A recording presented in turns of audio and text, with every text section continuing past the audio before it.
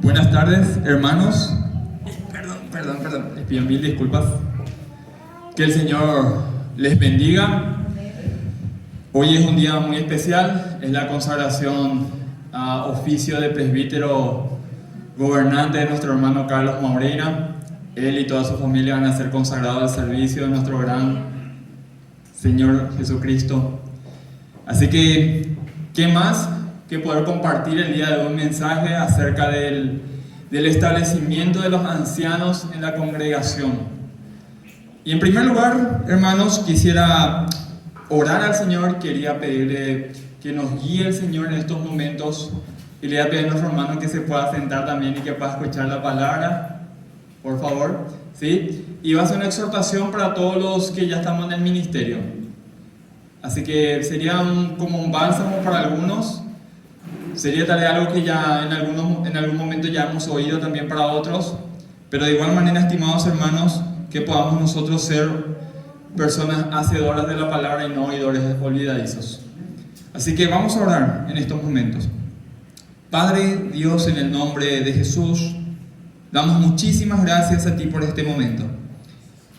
Quiero pedirte en estos momentos, Señor, que me ayudes a poder transmitir a tu pueblo, Señor, tu palabra, que sea una palabra fresca, Señor, y que pueda traspasar lo más profundo de nuestros corazones y nuestra alma, Señor, y que podamos no ser solamente oidores, sino hacedores de la misma, Dios.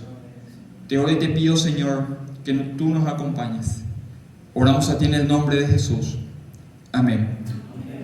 El texto que quiero compartir con ustedes, hermanos, lo encontramos en el libro de Tito, el capítulo 1, el versículo 5. La última parte de la carta que escribe nuestro apóstol Pablo, le escribe a este futuro, en aquel momento, ya era pasado, pastor. Él les dice estas palabras: establecieses anciano en cada ciudad, así como yo te mandé. La última parte del versículo 5 dice de esa manera. Es una gran bendición para la iglesia y todos los miembros cuando un hermano es consagrado al oficio de anciano. La iglesia denota crecimiento, expansión. El impacto no solamente es la cantidad, sino en lo espiritual también. Un nuevo miembro, junto con su familia, está siendo consagrado a uno de los servicios y de los oficios más sublimes que encontramos en la Escritura. Un ejemplo de ser un cristiano modelo en la congregación donde él está sirviendo. Quiero hablar acerca de 5 puntos el día de hoy. Y el tema que he decidido compartir el día de hoy con ustedes es una vida al servicio de Dios. Y quiero compartir acerca de 5 puntos de cómo es que una persona es llamada al servicio, qué es lo que tiene que hacer, cuál es su función allí, cuáles son los peligros del ministerio, cuáles son las recompensas del ministerio, y así también la exhortación a la iglesia local. El primer punto que quisiera compartir con ustedes es el llamado bíblico de los ancianos. Es un liderazgo compartido, estimados hermanos. Por ejemplo, en el Nuevo Testamento encontramos en el libro de Hechos, el capítulo 14, el versículo 23 dice: y constituyeron ancianos en cada iglesia, y habiendo orado con ayunos, le encomendaron al Señor en quien había creído. Pero este liderazgo compartido no solamente se manifiesta en el Nuevo Testamento. Como hemos leído recién en el libro de Éxodo, el capítulo 18, del 13 al 26, nos habla también acerca de la trayectoria de Moisés y la petición de Dios, que habló a través de su suegro. Pero esto también es confirmado en el libro de Números, el capítulo 11. Allá por el versículo 16 dice: entonces Jehová dijo a Moisés, reúneme 70 varones de los ancianos de Israel, que tú sabes que son ancianos del pueblo, y sus principales, y tráelos a la puerta del tabernáculo de reunión, y esperen allí contigo. Y yo descenderé y hablaré allí contigo, y tomaré el espíritu que está en ti, y pondré en ellos, y llevarán contigo la carga del pueblo, y no la llevarás tú solo. Como hemos visto, no solamente está manifestado en el Nuevo Testamento de que haya un liderazgo compartido en las iglesias. Como presbiterianos creemos de que el liderazgo tiene que estar formado por pastores que han sido capacitados en toda doctrina y enseñanza bíblica, pero también por presbíteros que tienen vida congregacional. A ellos se les llama pastores también laicos o presbíteros laicos. El Señor Jesucristo no solamente designó un solo hombre para gobernar su iglesia. Él designó un cúmulo de personas, dejó a un grupo de varones para que gobiernen cada una de ellas las iglesias donde estaban.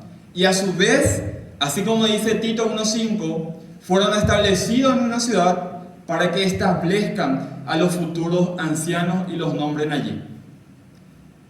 Jesucristo dio a la iglesia la pluralidad del liderazgo, algo que lastimosamente, tengo que decirlos, el día de hoy no se ve con mucha claridad en las iglesias. Siempre, o en algunos aspectos, siempre se ha visto que tiene que haber una pluralidad, una forma, tiene que haber varias personas gobernando una iglesia. Eventualmente, el llamado bíblico a los ancianos solamente es efectuado para los varones.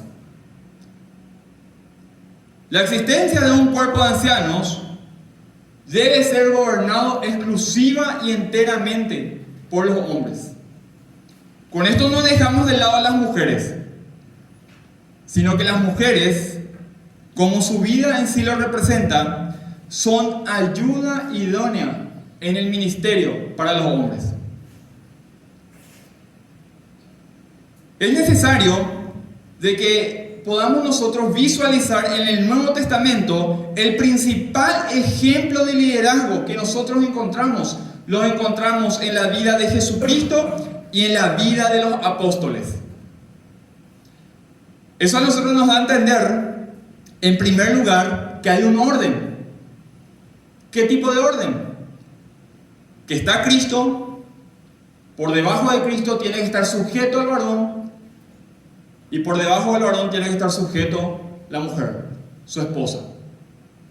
No le sacamos a la mujer del ministerio, sino más bien lo ubicamos en el lugar que el Señor así lo dispuso, al lado del marido, trabajando y sirviendo ambos como Priscila y Aquila en la obra del Señor. El llamado bíblico a los ancianos también es un liderazgo, o le corresponde a un liderazgo competente. Hermanos, existe un llamado interno y un llamado externo. El llamado interno se da cuando una persona tiene esa necesidad de servir al Señor y sabe que su función es hacer esto y lo otro. Es un trato directamente con Dios, con esa persona. Y el llamado externo es cuando la congregación apoya y ya ve de que ese hermano tiene ese llamado. Literalmente, el llamado interno es con Dios y el llamado externo es con la congregación local. ¿Qué significa eso, hermanos? Que el día de hoy nosotros vamos a consagrar al hermano Carlos porque él tuvo un llamado interno. Él vio la necesidad de servir a Dios en el lugar donde el día de hoy va a estar siendo nombrado. Pero a la vez la congregación dijo, sí, nosotros vemos lo mismo que el hermano Carlos ve. Y avalamos de que él tiene ese llamado. El liderazgo competente también nos pide a nosotros, como dice 1 Timoteo capítulo 3 versículo 1 al 7, que cumpla con ciertas pautas bíblicas. No cualquiera puede ser llamado al ministerio. No cualquiera puede ser llamado a ser pastor o presbítero. No cualquiera. De hecho que la palabra de Dios a nosotros nos dice, el que anhela obispado, buena obra desea, dice. Pero es interesante, hermanos, de que la peor desgracia que le puede pasar a la iglesia el día de hoy en cualquier siglo es que sea gobernado por un pastor que no tenga ese llamado.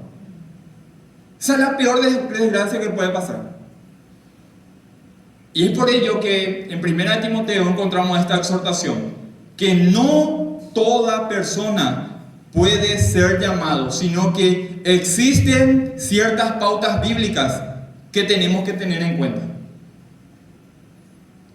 El liderazgo competente no solamente se nuclea en la iglesia, sino que empieza en la casa y se manifiesta fuera de ella. De tal manera que aquella persona que ha sido llamado a formar parte del liderazgo de una iglesia tiene que ser capaz de enseñar y defender la fe cristiana y la doctrina reformada. Es por ello que cada uno de los que estamos hoy formando parte de la iglesia de Cristo tenemos que examinarnos a nosotros mismos todos los días. No podemos nosotros decir, sígueme, a la persona que no le conoce a Cristo, siendo que nosotros mismos no le conocemos a Él. Necesitamos nosotros ser personas que tengamos una competencia en el liderazgo en todo momento. Pero ¿cuál es la función bíblica del anciano? Al parecer en Hechos capítulo 15 nos da a nosotros algunas funciones bíblicas de lo que tiene que hacer un anciano dentro de la congregación. Número 1, supervisar la iglesia de Cristo. Tu llamado, estimado, es ayudar y apoyar a los pastores en sus labores pastorales. Además, cada una de las personas quienes hemos sido llamados ancianos, tenemos que velar por las almas para que aquellas quienes el Señor los ha enviado puedan conocer, amar y servir a nuestro Señor y Salvador Jesucristo. Y eso incluye también que el anciano tiene que velar por la instrucción de la sana doctrina. No podemos nosotros decir de que somos personas que amamos al Señor, que amamos las almas y enseñamos cosa contraria que está en la Biblia. No podemos. Otra de las funciones bíblicas del anciano es gobernar y rendir cuentas al pueblo de Dios. Aunque a veces la palabra gobernar en el ámbito secular se describe como una persona que tiene poder, quiero decirle que esta palabra que nosotros encontramos en las Escrituras, gobernar, no significa una persona autoritaria. Gobernar significa solamente dos palabras, significa instruir e interceder. Totalmente contrario a lo que el mundo enseña. Así que, tu llamado, estimado hermano Carlos, es instruir e interceder al pueblo de Dios. Eso también a nosotros nos tiene que dar la opción y de hecho la obligación de que nosotros tenemos que rendir cuentas. Y eso demuestra en nosotros la humildad. Al momento de rendir cuentas, como ancianos, como líderes que somos, nosotros estamos demostrando de que verdaderamente somos humildes. El orgullo y la arrogancia no puede estar ni siquiera en el pensamiento de una persona que le conoce al Señor y dice que le sirve. La arrogancia y el orgullo, hermanos, es como un monte, es como un cerro, que vas escalando y vas queriendo alcanzar algo. Y pensás de que está por encima de toda aquella persona y lo mirás de arriba hacia abajo. Pero en algún momento se cumple lo que dice Deuteronomio 32 y 35. A su tiempo su pie resbalará. Y cuando estás allí en la parte más alta de la montaña o del cerro del orgullo, es cuando tus pies te fallan. Y no te vas a detener hasta que caigas totalmente en el horizonte. Así Dios hace con las personas. La humildad, hermanos, es como la historia de Zaqueo. Zaqueo, queriéndole ver a nuestro Señor y Salvador Jesucristo, se subió a la planta de sicómoro. Y es allí donde Jesús, alzando los ojos, le dice: desciende, Zaqueo. Así también el Señor a nosotros nos dice, en medio de nuestra arrogancia: desciende de allí, baja y ven aquí. El anciano no puede ser arrogante, el anciano tiene que ser humilde. Y una de las formas de ser humilde es rindiendo cuentas. Cuando gobernamos y rendimos cuenta al pueblo de Dios y demostramos humildad, no debemos despreciar el consejo y o corrección del pueblo. Nosotros no somos mayores que ellos, somos servidores de nuestro Señor y Salvador Jesucristo. Y así como dice la palabra en Filipenses capítulo 2, Él bajó del cielo, y también encontramos en Marcos capítulo 10, versículo 45, que Él no vino al mundo para ser servido, sino para servir. Y en Filipenses 2 nos dice que Él descendió y se hizo menos que un siervo. De esa manera también los que están en liderazgo tienen que tener la misma o el mismo atributo que lo que tuvo Jesús. No podemos ser mayor que el pueblo. Estamos a disposición de ellos. La función bíblica del anciano también es juzgar y determinar temas doctrinales. ¿Qué significa eso? Que así como dije recién, estamos llamados a predicar el consejo totalitario de la palabra de Dios. Eso incluye la sana doctrina, que no es lo que yo pienso. La sana doctrina es la palabra de Dios en su verdadero contexto y significado. Es por ello que, estimado hermano, y para todos los pastores que estamos aquí presentes, quiero darles estos dos consejos. Número 1, ora, estudia y enseña la palabra de Dios.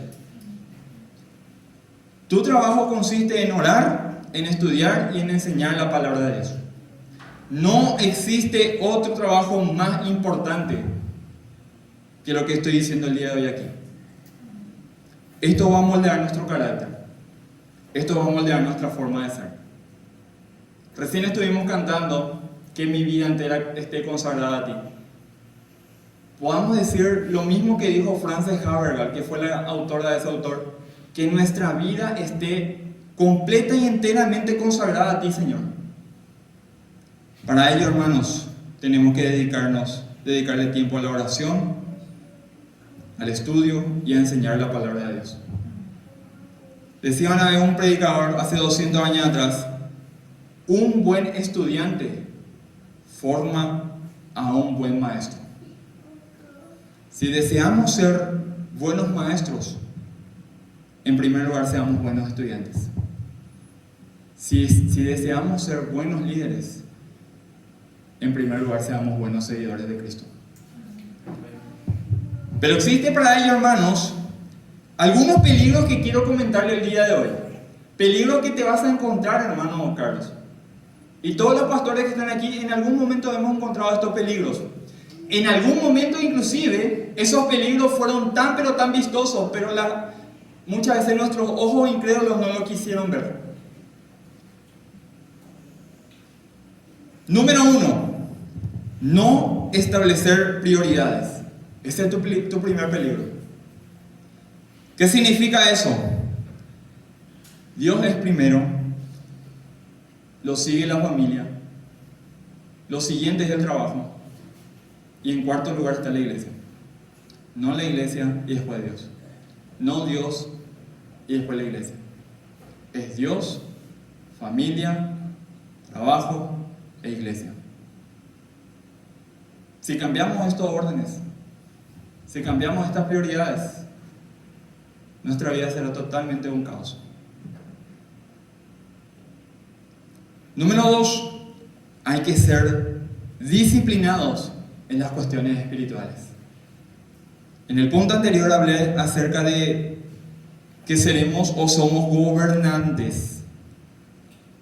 Pero es interesante, hermanos, que dentro de lo que es el gobierno hay un principio que dice: hay que saber gobernar, para saber gobernar hay que saber en primer lugar ser gobernado. Nadie dentro del círculo de los apóstoles, en el primer momento que el Señor Jesucristo los llama, ya los nombró para ser apóstoles, sino que en primer lugar fueron discípulos. Y una vez que ellos aprendieron algunas cuestiones, y de hecho varias cuestiones espirituales, es allí cuando ellos aprendieron a gobernar a los demás. Otro de los peligros que nosotros corremos es ser gobernantes, ser ancianos, y nos relajamos en el estudio de la palabra de Dios. Hermano, si la palabra de Dios tiene todo el consejo de lo que el Señor ha querido que nosotros sepamos, meditemos en ella.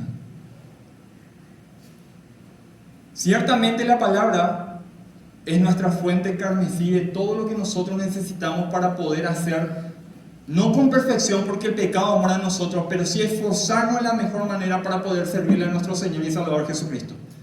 Pero antes de servirle al pueblo, sirve a tu alma con la palabra de Dios. Nútrete de todas esas promesas. Afiánzate constantemente y dedica las horas, dedica el tiempo que corresponda al estudio de la palabra de Dios.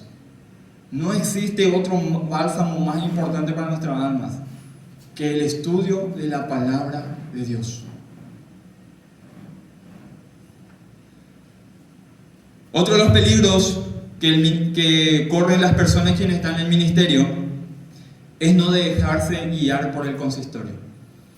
Como presbiterianos nosotros creemos de que el consistorio tiene que estar sujeto, tenemos que estar sujetos todos, el pastor al presbítero, el presbítero al pastor. Y quiero darte estas recomendaciones, hermanos, y quiero que mediten cada una de ellas y lo consideres. Número 1, somos parte de la iglesia, pero no somos más que la iglesia. Somos parte de un cuerpo selecto de hombres. Y te digo, todos somos importantes y todos somos dignos delante de Dios. Y como ancianos muchas veces no nos queremos sujetar. Quiero decirte esto: somos pastoreados por los demás ancianos. Estamos sujetos los unos con los otros. De tal manera a que tenemos que aprender enteramente a guiarnos por el consejo de estos hombres que el Señor le ha dado también el espíritu de sabiduría. Y uno de los peligros más famosos del ministerio del anciano es enseñorearse de la grey del Señor. Permítame decirle, hermanos, no es la grey del pastor, no es la grey del presbítero, es la grey del obispo de nuestras almas, es la grey de nuestro Señor y Salvador Jesucristo, es la grey de esa persona que murió en la cruz del Calvario y con su sangre compró a todos aquellos para que seamos parte de su redil.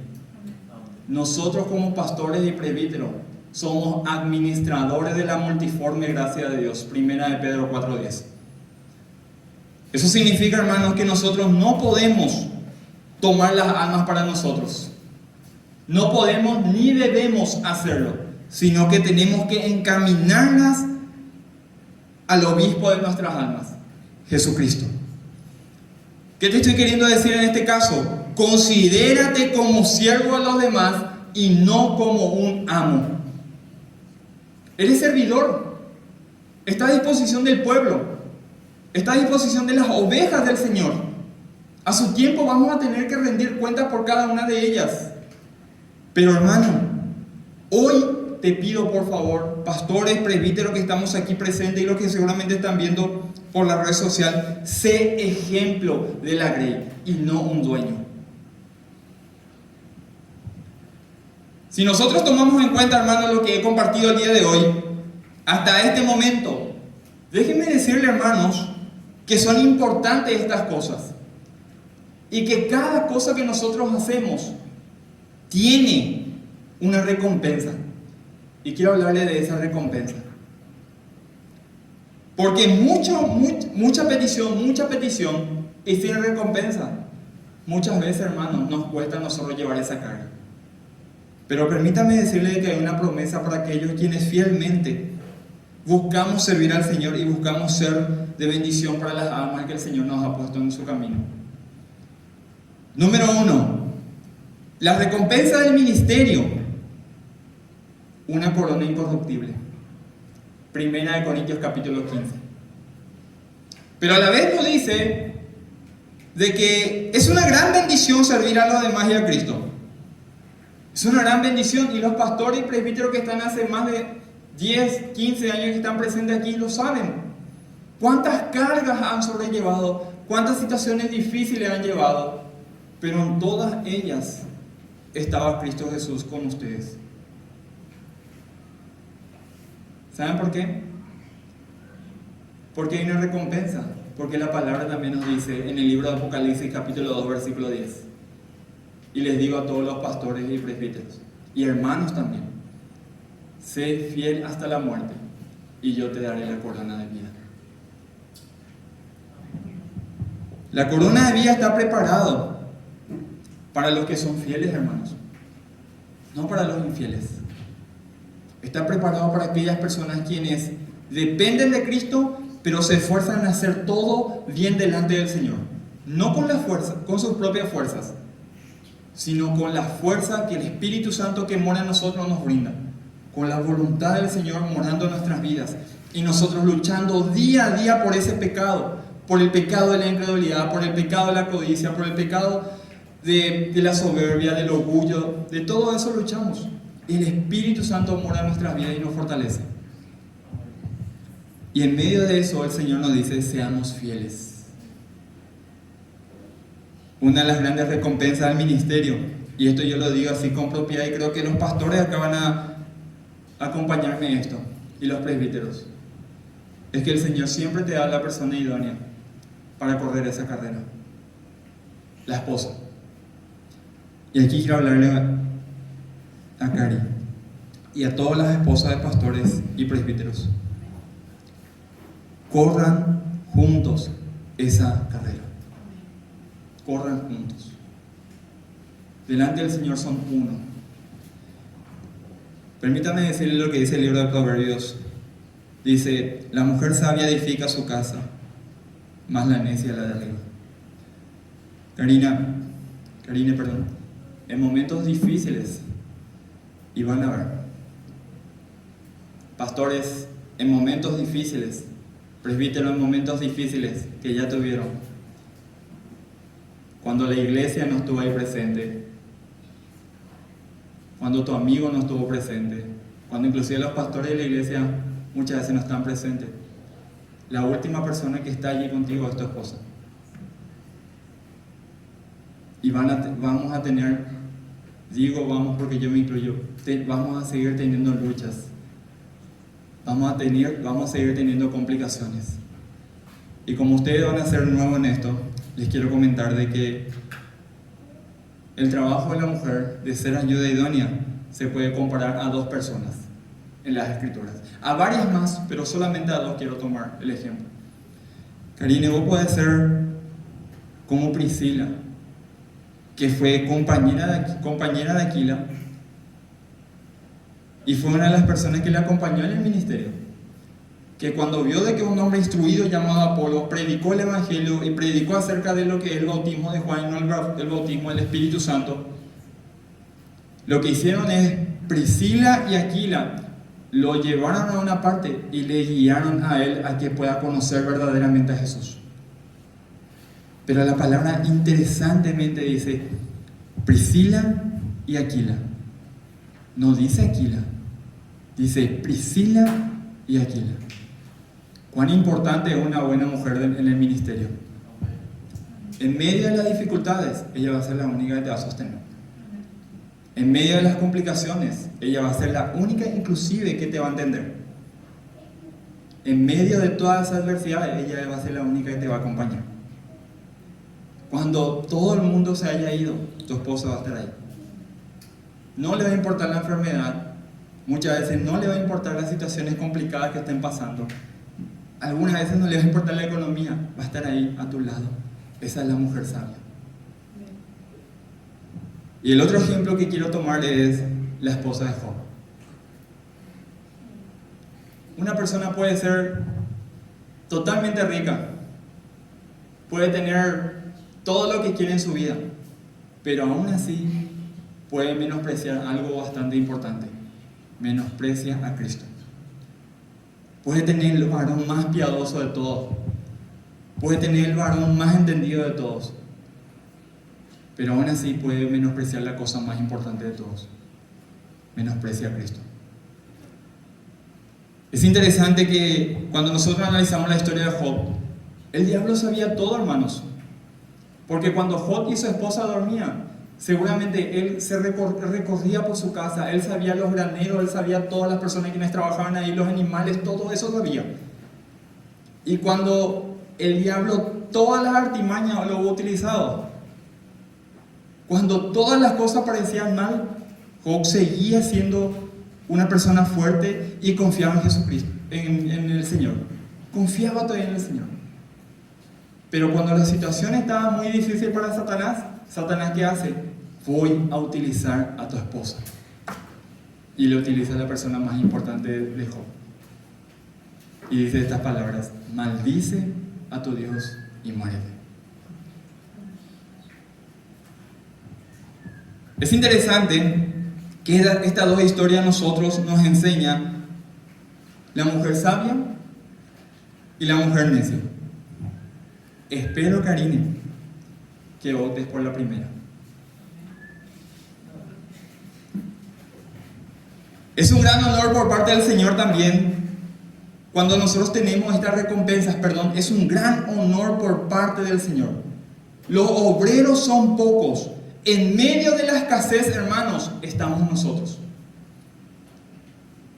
Es un gran honor, ¿por qué? Porque el verdadero obrero conoce, ama y sirve de manera voluntaria a ese que murió en la cruz del Calvario por él. Es un gran honor. No permitan que el desánimo o el descontento invada tu alma. No permitan eso. Y cuando ven las primeras gotas de desánimo o las primeras gotas de descontentos, hermanos, alcen al cielo y miren a Jesucristo sentado a la diestra de nuestro Señor y Salvador. ¿Saben qué está haciendo allí? Está intercediendo por ti.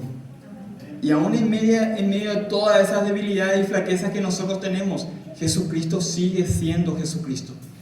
Y la promesa más fiel que nosotros encontramos en medio de todo ello es, en medio del desánimo, en medio del descontento, Hebreos capítulo 13, versículo 6, no te dejaré y no te desampararé.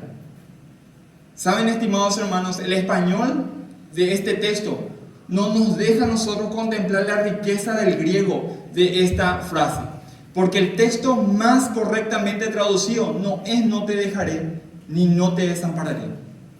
Es lo que le voy a decir ahora. La traducción más correcta a esto es: nunca te dejaré ni nunca te abandonaré. Aun cuando tu familia te haya abandonado, nosotros nacemos y crecemos en una familia donde nos dan amor. Y en algún momento nos desprendemos de esa familia y formamos nuestra propia familia. Nos formamos con nuestros amigos y en algún momento nos separamos de eso. Y aún en el trabajo, tenemos un trabajo y en algún momento salimos de ese trabajo y nos vamos.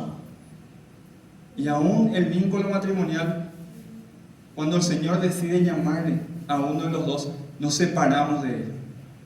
Pero hay algo eterno que trasciende todo lo relacionado a lo terrenal. Es el amor de Dios y su compañía.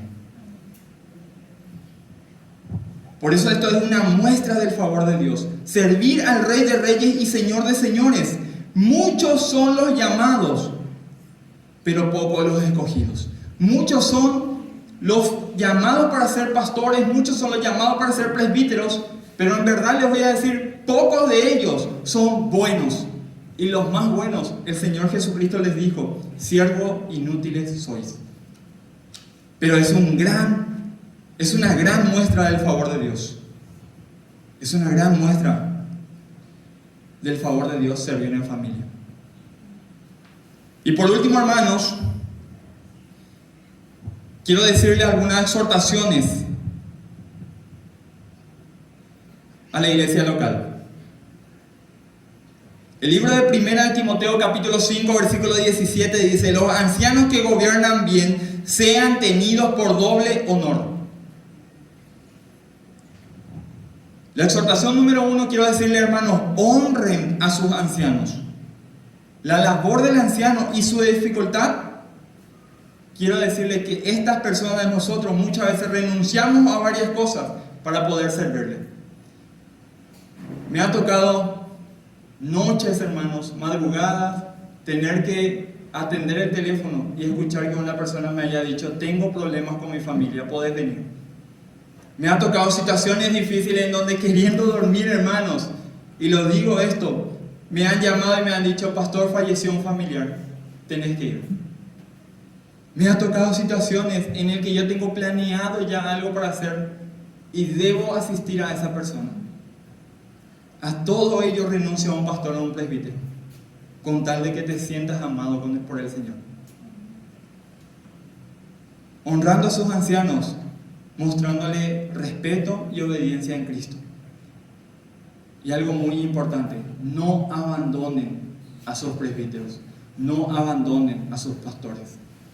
Compartan y conozcan a sus ancianos, compartan con ellos, oren por sus ancianos. La oración hacia los ancianos es demasiado importante, porque estoy seguro que en medio de todas esas oraciones que vos haces hacia ellos, es el mejor y mayor regalo que vos le podés dar. No una suma de dinero, sino una oración. Pedile al Señor que las aflicciones de tus ancianos no les sacuden en el momento o en el día de la adversidad.